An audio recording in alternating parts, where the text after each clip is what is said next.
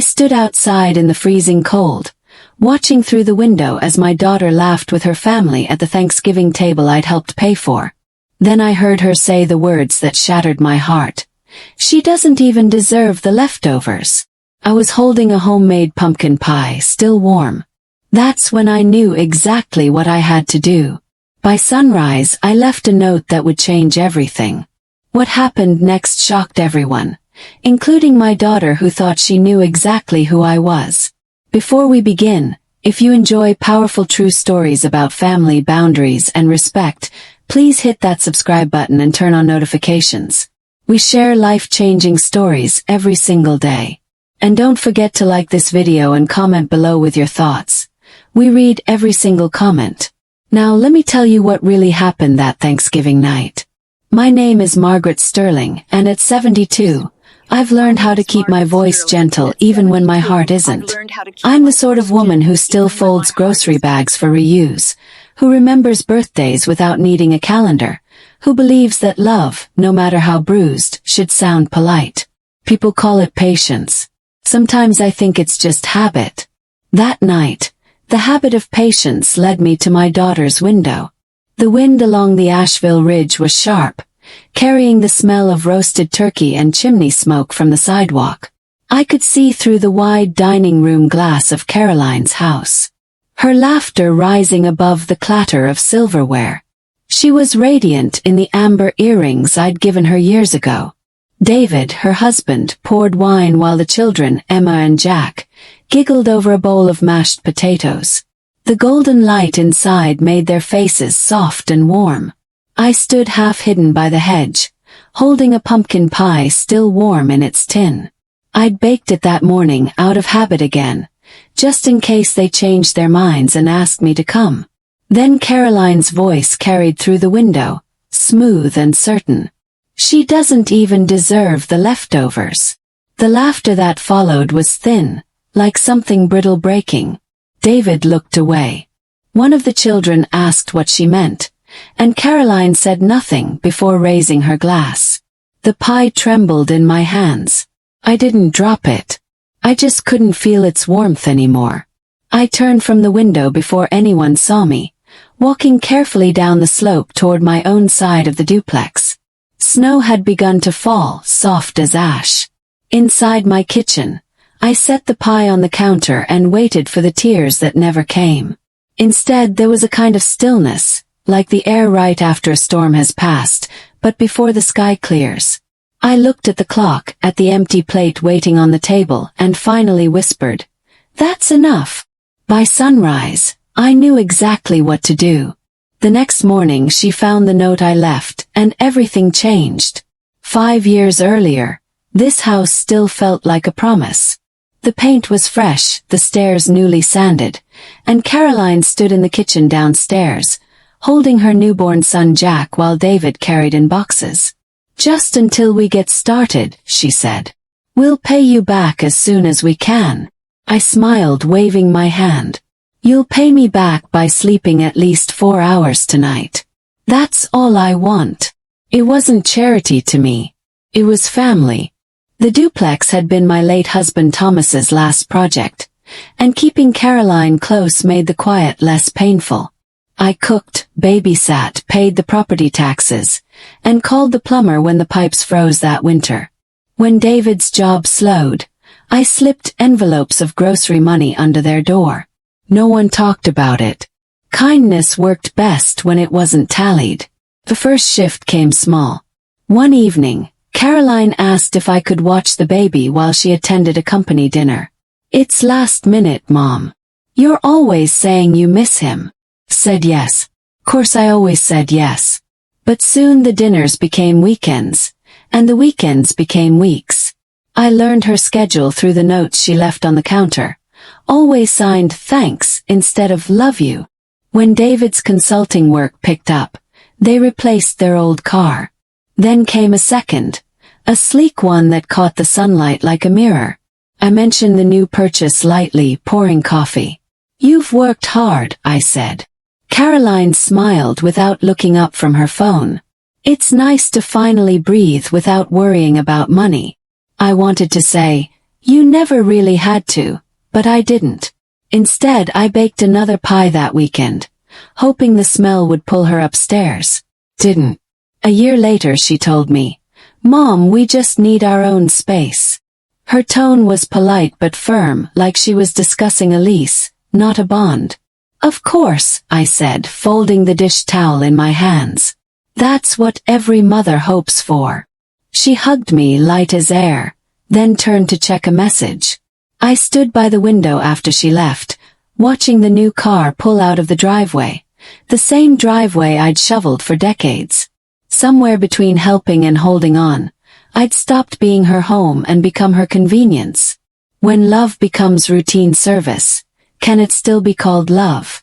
The night after Thanksgiving, I sat at the kitchen table with my phone the same way other people sit at confession. I called Caroline once. Both times her voicemail answered with that cheerful recorded tone. "Hi, it's Caroline. Leave it short." I did. "Just wanted to make sure you got home safe. I made pie." My voice cracked on pie. An hour later I sent a text. "Thinking of you. Hope the kids enjoyed dinner." The message showed delivered but never read. By morning, the silence had grown heavier than anger. I was rinsing the same coffee mug for the third time when I heard a knock. Helen stepped in without waiting to be invited. We'd been neighbors too long for formalities. "Caroline still hasn't called?" she asked, setting down a grocery bag. I shook my head. "She will," Helen said, though her tone said otherwise. "You're parenting an adult who's forgotten you're human. That's what happens when you make life too easy for people." "She's not cruel," I murmured. "No," Helen said, pulling out 2 cinnamon rolls. "She's comfortable. Comfort makes people blind." I sat down opposite her. She said, "Immediate family only." That's what her message said. Helen looked at me slow and sharp. "And who gave her that family? Who paid the down payment on the house she calls hers?" I opened my mouth, then closed it again. The truth was sitting in the drawer beside me, the file marked deed and taxes, edges curled from years of handling. I pulled it out, laid it on the table. Helen watched as I smoothed the top page. "You thinking what I think you're thinking?" "I don't know what I'm thinking," I said. My fingers traced the faint ink of my late husband Thomas's signature, the one that had given me this roof and them their start. Helen leaned forward. "Then start by thinking of yourself." She left the rolls on the counter when she went home. I didn't eat them. I sat there until dusk, the deed open before me, the ink catching the dim light. "Immediate family only," I whispered. "Then this is immediate too. What boundary can hurt less than silence itself?" By dawn I had stopped trying to sleep. The quiet felt heavier than the dark, pressing against the walls like a secret waiting to be spoken. I made tea, sat at the maple table, and pulled out a sheet of stationery, cream paper with a faint pressed flower border. It had been years since I'd written Caroline a letter. The pen felt strange in my hand. I started slow, every word measured. "Caroline, I love you, and I want us to find a way back to respect before there's nothing left to save." I paused, staring at the ink. Then I wrote the rest, not as a plea, but as a boundary. I would like us to attend family counseling together within 30 days. I will schedule it if you agree. If we cannot do that, beginning January 1st, you and David will need to begin paying rent for the downstairs apartment. 2/3 of the market rate. This is not punishment. It is structure. Structure builds respect. I ended it the only way I could, with love, not anger. I read the note twice before folding it. There was no heat in it, only steadiness. For the first time in years my hands didn't shake. By 6 o'clock, the horizon had started to pale. I slipped into my coat, the letter tucked under my arm. The neighborhood was still half asleep. The only sound was the hum of a milk truck turning the corner. Caroline's porch light glowed faintly as I climbed the steps. I slid the envelope through the narrow mail slot. hearing it land softly on her table inside. The sound was small but final, like the closing of a long argument. I stayed there a moment, breathing in the crisp mountain air. For once, I didn't picture her reaction. I didn't imagine her anger or tears. I just watched the first light of morning slide across the roofs and thought of how still everything felt, like a held breath before the truth arrives. Then I turned and walked home, the cold nipping at my fingers, my steps steady. When kindness gains a spine, who will call it cruelty? By afternoon, the knock came hard enough to rattle the doorframe. I had been expecting it since sunrise. When I opened the door, Caroline stood there, hair unbrushed, eyes wide and red. She held the letter in her fist, creased and trembling. "Mom, please." "No." Her voice broke halfway through the word. "You can't mean this." "I do," I said quietly. "You're punishing me," she shouted, stepping into the kitchen. "Over one stupid night. You're really going to start charging us rent like we're strangers." I folded the dish towel I'd been holding and set it on the counter. "I'm not punishing you. I'm protecting what's left of me." "That's ridiculous," she said. "You're acting like we're enemies." I met her eyes. "You've treated me like an obligation for years. Maybe we both forgot I was a person." Caroline's breath caught. She looked toward the window as if searching for words that wouldn't come. "We've just been busy," she muttered. "We have our own lives now." "Lives built under this roof," I said. "I never wanted repayment, Caroline. Just respect." She laughed once, sharp, nervous. "And a rent bill screams respect to you?" Before I could answer, David appeared behind her. His shirt was half tucked in, his face pale. "Margaret, maybe we can talk about this calmly." "I'm calm," I said. He rubbed the back of his neck. "Look, we all said things we shouldn't have. Caroline didn't mean that comment. It was a bad joke." Caroline spun toward him. "Don't take her side." "I'm not," he said, lowering his voice. "But we went too far. You know we did." She stared at him, stunned by his quiet betrayal. Then she turned back to me. "You'd really do this? Force your own daughter to pay to live here?" I took the letter from her shaking hand, unfolded it, and pointed to the final line. "With love, not anger." I meant that then, and I mean it now. Caroline's mouth trembled. "It feels like a threat." "It's not a threat," I said. "It's a mirror. I just want you to see what I see." For a moment she said nothing. The clock ticked between us, steady and unbothered. Then she pushed the letter back toward me and whispered, "I don't even recognize you anymore." I reached for her arm, but she pulled away, tears shining in her eyes. David followed her out, closing the door softly behind them. The house was silent again.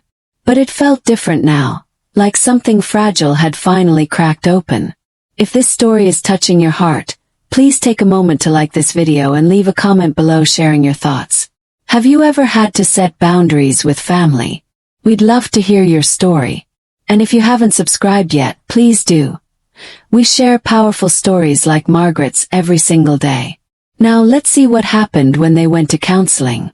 Will a line drawn in love ever be crossed with respect? The counseling office smelled faintly of lemon and paper. A small clock ticked above the framed certificates. Caroline sat across from me, arms folded, eyes fixed on the floor. David kept adjusting his watch band. The therapist, a calm woman named Dr. Morrison, waited until the silence settled. "Let's start with why we're here," she said softly. "You'll each speak in I statements. No accusations. Just how you feel." Caroline sighed. "I feel pressured. My mother sent us a letter that felt like an eviction notice." "It wasn't," I said, my voice even. "It was a boundary." "Boundaries don't come with price tags," Caroline shot back. Dr. Morrison raised a hand. "Let's pause. Margaret, can you share how you felt that night?" I looked down at my hands, folded in my lap. When I was told I didn't deserve the leftovers, I said slowly, I felt disposable. Like all the years I spent helping, loving, and showing up didn't matter. That's why I wrote the note. I needed to matter again. The words hung in the air, heavier than I expected. Caroline's shoulders tightened, but she didn't speak. Dr. Morrison turned to David. What was that night like for you? He hesitated. I laughed, he admitted quietly. Not because it was funny, but because it was easier than starting a fight in front of the kids. I thought it would just pass. Caroline's head snapped toward him. You could have told me it was cruel. I did, he said, his tone careful. You said I was overreacting. Dr. Morrison let the silence work again. Then she said, Caroline, what do you hear your mother saying beneath the anger? Caroline's voice softened, almost unwillingly. That I hurt her. And how do you feel about that? She took a long breath. I didn't realize how much of you I took for granted, she said finally. You were always just there. I thought that meant you were fine. I nodded, not trusting my voice. Dr. Morrison slid a form across the table. 6 sessions. 1 every 2 weeks. And you'll finalize your new living arrangement in writing. Structure builds safety. Caroline picked up the pen, staring at the blank signature line. I watched the ink flow across the page as she signed her name. Slow, uncertain, but real. Can apologies on paper heal a wound made in public? 30 days can stretch or soften depending on how you spend them. Sessions began stiffly. 3 chairs, 1 counselor, and a clock that ticked louder than any of us dared to speak. By the 2nd session, Caroline no longer folded her arms. By the 3rd, she looked me in the eye when she said my name. At home, the air began to change in small, almost invisible ways. She started knocking before coming upstairs. Once, she left a carton of milk on my porch with a note. You mentioned you were out. The handwriting looked like her old birthday cards, before the years dulled them. David came by one Saturday with a toolbox. The porch rail's loose, he said, not asking permission, just kneeling to fix it. When I tried to thank him, he shook his head. I should have done it long ago. We still had quiet arguments about rent slips, about whether she should leave the children upstairs during sessions, but they no longer cut. They ended with softer words, sometimes even laughter. One night after counseling, she lingered by the door. Mom, she said, voice low. Do you really think we can get back to how we were? I took her hand, older and thinner now, but still warm. No, I said. But we can be something better. Something honest. By the last week of the month, Asheville's maples had turned rust and gold. The city smelled of spice and smoke again, and everyone spoke of Thanksgiving plans. I decided to host my own version, a leftovers table for the neighbors who would otherwise eat alone. Helen brought soup. Mr. Patterson, the widower next door, brought cornbread. Daniel, a college student from down the street, arrived shyly with store-bought pie. We sat on the porch, wrapped in blankets, the railing newly mended, laughter rising into the cold air. Near dusk, Caroline appeared at the edge of the walkway, holding 2 foil trays. She didn't speak, just set them on the steps and stayed a moment longer than necessary. I nodded. Not inviting, not refusing, just acknowledging. She smiled, almost to herself, and walked back down the hill. I turned to the table where the soup still steamed and the company waited. Can warmth shared freely return the warmth once withheld? By early evening, the porch was alive with small sounds.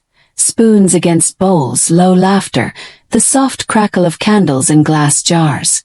I ladled soup into mismatched cups while Helen poured cider. The air smelled faintly of thyme and wood smoke. It wasn't a real Thanksgiving dinner, but it felt close enough. Across from me, Mr. Patterson told a story about his late wife Ruth's cranberry relish. Daniel laughed so hard he spilled cider on his sleeve. For the first time in years, the house didn't feel divided. Breathe. Car door shut down the hill. I didn't look right away, just kept stirring. The porch steps creaked. Then a voice behind me said softly, "You still set the table better than anyone." Turned.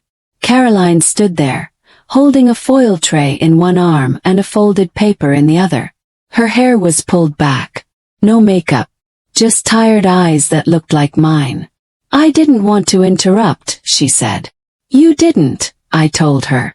"There's always room." She hesitated, then stepped forward and set the tray beside the soup pot. "Turkey," she said. "From our dinner. There's plenty." The guests kept their voices low, sensing something private unfolding. Caroline unfolded the paper with both hands, the corners smudged. "I wrote this," she said. "Dr. Morrison said I should try saying things out loud." She swallowed. "I was wrong to forget that you built the table I now sit at. I was wrong to make you feel small in a home you gave us. Can't undo it. But I can start being someone worth your love again." The paper trembled as she lowered it. For a long moment no one spoke. Even the candles seemed to quiet. Then I stepped forward and reached for her hands. "You don't have to earn what was never taken away," I said. Her breath caught, and the words fell out in a whisper. "I miss you, Mom." "I'm right here," I said. She hugged me then, carefully, as if testing whether forgiveness would hold. Did. I felt her shoulders shake once, then settle. When she pulled back, her eyes were wet but steady. Behind us, someone laughed again. The sound spread easily, like warmth spilling through open doors. Caroline smiled toward the table, then back at me. "Do you have room for one more bowl of soup?" she asked. "Always," I said. "When forgiveness tastes like leftovers, isn't that still a feast?" Weeks passed quietly, the kind of quiet that comes after a long storm, when everything finally finds its shape again. Our last session with Dr. Morrison felt almost easy. Caroline sat closer this time, her hands unclenched. "I think we're done apologizing," she said with a small smile. "Now we just have to keep showing up." Dr. Morrison nodded. "That's all love ever asks." When we left the office, the air was sharp with winter. David handed me an envelope. Our new lease. The numbers were modest, the agreement simple. I read it standing in the parking lot. 2/3 of market rate, he said. As promised. It's fair. I answered. That's all I ever wanted. He smiled. No. You wanted fairness and family. We're working on both. By the next Thanksgiving, the table upstairs was smaller. Just us, the children, and Helen, who brought her famous sweet potatoes. The meal was plain and easy. Soup, roast chicken, pie cooling on the sill. No speeches, no performance. Only gratitude spoken in the small ways. Caroline taking my plate before I asked. David washing dishes without being told. As dusk settled, Caroline followed me to the porch. It looks different this year, she said. So do we, I answered. I switched on the new brass lamp fixed above the steps. The light spread warm across the railing David had repaired months before. The engraving shimmered softly in the glow. Built by boundaries, kept by respect. Caroline traced the words with her fingertips. It's beautiful, she whispered. It's ours, I said. The children laughed inside. The kind of laughter that doesn't echo. Belongs. I watched the glow spill across the yard and felt something settle in me. Gentle and whole. I didn't fight for a seat. I rebuilt the table. When love finally learns respect, what else could it need to stay warm? Thank you so much for staying with Margaret's story until the end. If this touched your heart, please hit that like button and share this video with someone who needs to hear it. And don't forget to subscribe to our channel. We share powerful, true stories about family, boundaries, and healing every single day. Leave a comment below and tell us. Have you ever had to set boundaries with someone you love? What happened? We read every comment and your story matters. Remember, boundaries aren't walls. They're bridges to healthier relationships. Until next time, take care of yourself. You deserve respect, even from the people you love most.